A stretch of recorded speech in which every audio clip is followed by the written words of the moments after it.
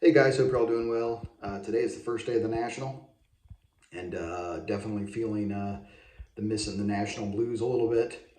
If you are there, I hope you have a great time. My brother and I have been commiserating about how much we wish we were there. We'll go next year, hopefully, and we'll be able to do it well. We'll do it live, so to speak. Um, but just, with, birthday trip this summer and just, it was just not a good year to go. So, um, doesn't mean I don't miss it, but it's always a fun time and it's great brother bonding time.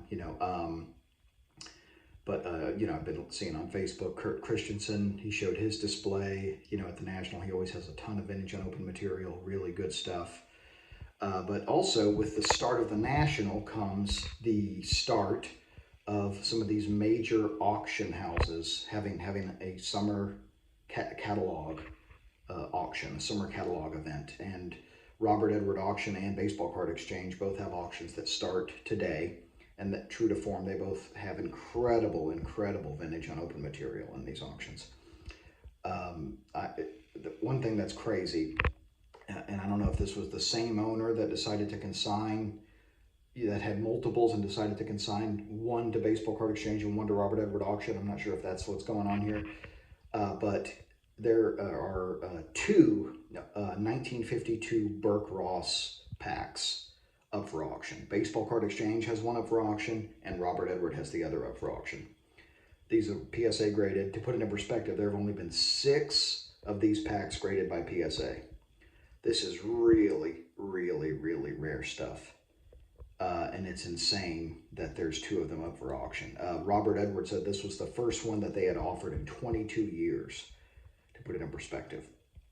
And so the fact that there's 2 of them, 2 of 6, a third of the PSA graded, 2 out of 6 in the PSA Pop report that have been graded of these packs are currently up for auction. And so those I don't even know what the estimate is on those, because when you get to that level of rarity, it's tough to really make a meaningful prediction. You can offer an estimate or your best guess, I guess. But these could go $15,000. They could go for more. You truly have no idea when you're getting into that rare of territory. But there's some other incredible items up for auction. It's some of the stuff. It's amazing to me how because these big auction houses have items up for sale, sometimes people just bid and they don't even think about if they're getting a decent deal or not, or even if the starting bid is fair.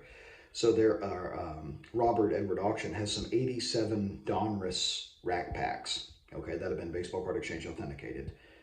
Barry Bonds is on top of one. Greg Maddux is on top of one. The starting bid was $50 for each of these 87 Donruss racks. And I was like, I wouldn't pay $50 total. Like after buyer's premium, I wouldn't pay what you're starting at. And that's excluding the buyer's premium already, right? So sometimes the auction houses, I'm like, people get caught up in the moment. They get caught up in the drama, and there's fear of missing out and things like that happen. And it's just interesting to me. Some incredible items, some truly incredible items, but also stuff that you see where the starting bid is already too much, but it'll get a lot of eyes on it because it's in the summer catalog auction, and so missing the National. If you're there, have a great time. Drink a beer for me.